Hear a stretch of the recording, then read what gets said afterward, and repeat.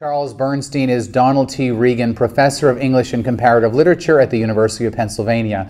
He is the author of over 40 books, most recently All the Whiskey in Heaven, Selected Poems, 2010, from Farrar, Straus, and Giroux, and Attack of the Difficult Poems, Essays and Inventions, University of Chicago Press, 2010. In 2006, Bernstein was elected a Fellow of the American Academy of Arts and Sciences.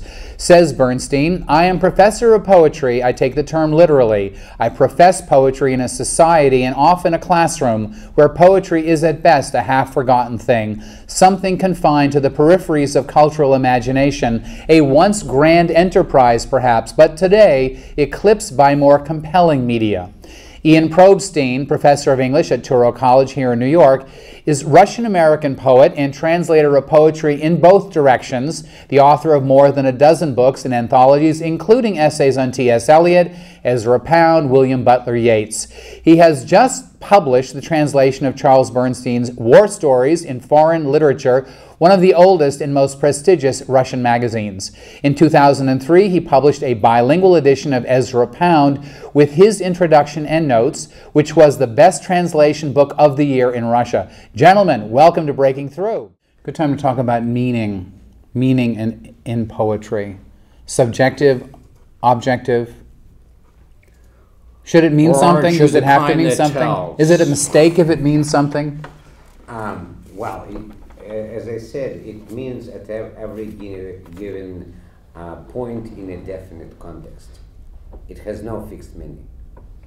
It should be expressed and interpreted as together with the reader and every generation as meanings shift. And the best thing in any art and in poetry, but without writing an English poem. And of course, we agree on this idea that a poem is a translation is an imaginative exchange. There's nothing literal about a poem. Even that, Verdi and postmodernism. I mean, for one thing, many people listening to this presumably would hear aspects of just the sound patterning and the kind of my accent accentuated for it. How do you translate that? It's so much a part of the poem. Mm-hmm. Mm-hmm.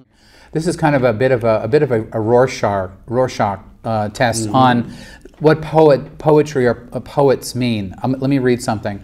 The poet gets us into the core of what it means to be a human being. Is that what poets do? Not in my opinion.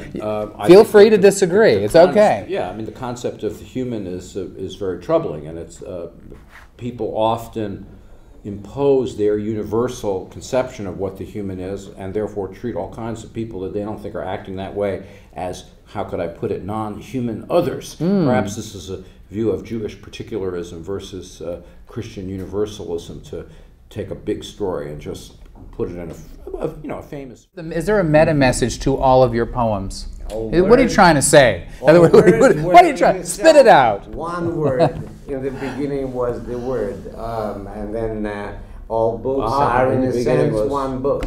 Right. Well, that's an interesting and again kind of Jewish concept, which I actually have a great affinity for.